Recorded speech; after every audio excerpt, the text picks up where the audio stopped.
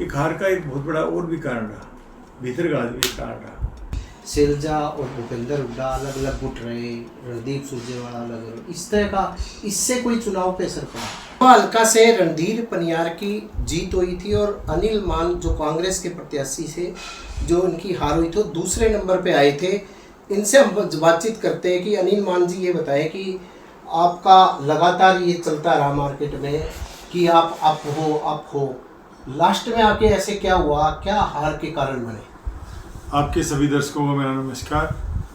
हार का जो कारण था, मुख्य कारण था ईवीएम के जरिए जो है लोकतंत्र की हत्या हुई है।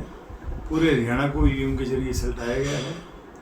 और इसमें हमने जब काउंटिंग हमारी जब चल रही थी तो 60 ऐसी बूथ थे जिनकी मशीनों में, जब उनकी मशीनें जब खोली गई थी तो उन्हें बैटरियाँ 99% थी, 99% उनकी बैटरियाँ थी।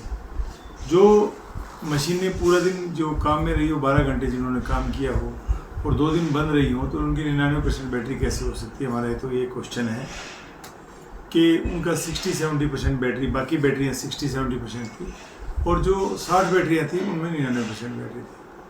और 60 जो बूथ थे उनमें जो है कांग्रेस पार्टी की एक तरफा हार हुई है। तो हमारा तो यही पूछना है कि ईवीएम के जरिए जो है इतना बड़ा जो घोटाला जो बीजेपी ने किया है, उसके खिलाफ कार्रवाई, हम लोग ये कार्रवाई चाहते हैं। तो आपने इस मामले को लेकर लिखित तौर से चुनाव आयोग को शिकायत दी, जैसे भूपेंद्र हुड्डा जी भी दे के आए थे? हाँ, उसमें हमारी भी शिकायत है। नलवा विधानसभा के भी नाम है। 20 विधानसभाओं में ये घपला हुआ है, घोटाला हुआ है। 20 विधानसभाओं में जो ईवीएम के जरिए जो है कांग्रेस पार्टी के कैंडिडेटों को हराया गया है, उसमें मेरी नलवा विधानसभा भी है। और ये सबसे पहले जो आवाज़ उठाई 99% बैटरी की, ये नलवा विधानसभा से उठी थी। पोलिंग भी हमारी रुकी रही थी, तो ये नलवा विधानसभा में हुआ, स्टार्टिंग से हुआ।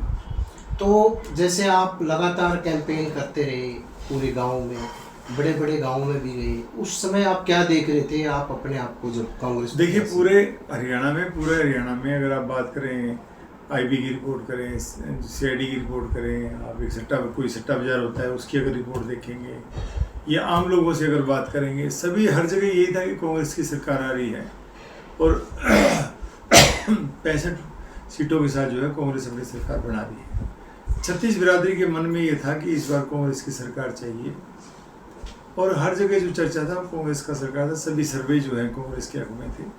एकदम अचानक क्या हुआ, एक मुख्यमंत्री जी का 2 दिन पहले बयान आया और एकदम अचानक जो है ये क्या आया, ये किसी को समझ में नहीं आया।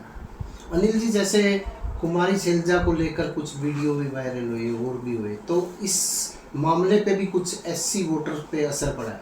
नहीं, ये प्रभाव तो पड़ता है, पर इतना बड़ा प्रभाव नहीं पड़ता कि सत्ता बदल जाती है। और एक तरफा कांग्रेस पार्टी का माहौल था। आज 36 बिरादरी जो है एक साथ इकट्ठा इलेक्शन हम लोग लड़ रहे थे, तो मैं नहीं समझता कि कोई ऐसा किसी चीज़ का कोई ज़्यादा बहुत बड़ा प्रभाव तो आया है, तो इतना बड़ा प्रभाव नहीं था। मैं नलवा विधानसभा की बात करूं तो नलवा विधानसभा में पोलिंग के बाद भी अगर रिपोर्ट जो सीआईडी रिपोर्ट थी, उसमें हम लोग 4 से 5 हज़ार वोटों से हम लोग जीते हुए थे। रात को सीआईडी के ऊपर प्रेशर बनाया, सीएम हाउस का प्रेशर आया है कि आप लोग जो है नलवा विधानसभा में अनिल मान को 1500 वोटों 2000 से हराओ। तो उस बात पे सीआईडी के ऑफिसर जो इंटरली हमारे 2 लोग दोस्त भी हैं, हमारे लोग भी हैं, उनका ये हुआ कि जब हम हरा नहीं सकते तो 2 लोगों का विवाद भी हुआ है। उसके बाद उन्होंने रिपोर्ट दी, उसमें ये था कि 1500 से जीत भी सकता है और 1500 से अनिल मान हार भी सकता है। ऐसी रिपोर्ट सबमिट हुई सीआईडी की। उसके बाद जब ये ईवीएम खुली और जब इनका रिजल्ट आया तो हम लोग 12,000 से लूज़ कर गए। आज पूरी विधानसभा में अगर आप घूमेंगे, बात करेंगे, तो ये बात किसी को भी हजम नहीं हो रही कि अनिल मान जो है इतने बड़े मार्जिन से हार जाएंगे। तो जैसे आपने युवा होने के नाते की मांग भी और युवाओं की मांग भी उठाई और लगातार फिर भी लास्ट टाइम तक ये देखी जा रही थी कांटे की टक्कर है और कांग्रेस पॉजिटिव है। ये तो है ही।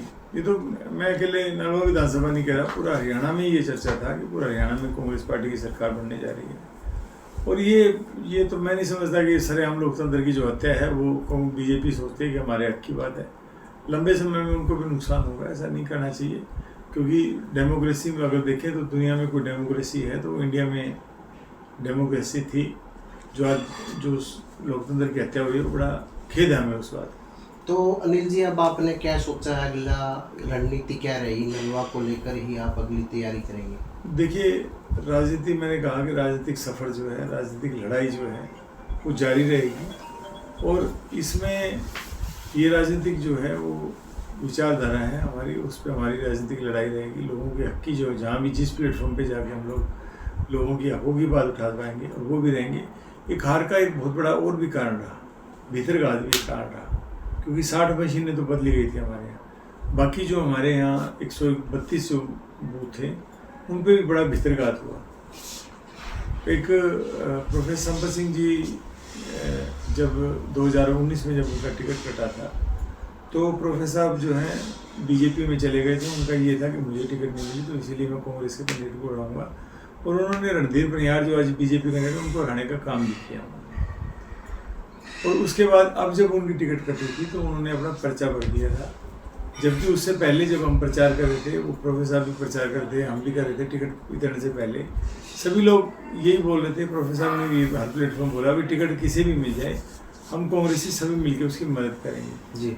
उसके बावजूद भी प्रोफेसर संपत ने अपना फार्म भरा, 5-7 दिन उन्होंने फार्म वापस नहीं लिया। फिर दीपेंद्र भाई साहब आए, हाईटेक ड्रामा हुआ, उसके बाद उन्होंने जो है अपना वापस लिया।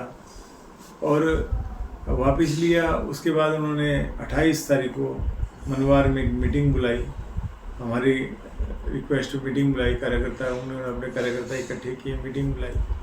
और मीटिंग कंप्लीट ख़त्म होने के बाद जब मीटिंग ख़त्म हुई तो उन्होंने एक वीडियो जाहिर किया जिसमें ये सॉन्ग जो था, जिसमें ये जो एक सॉन्ग जो इन्होंने जो सॉन्ग था धीरा और रणधीरा जो है, इन्होंने अपने स्टोरी पे लगाया।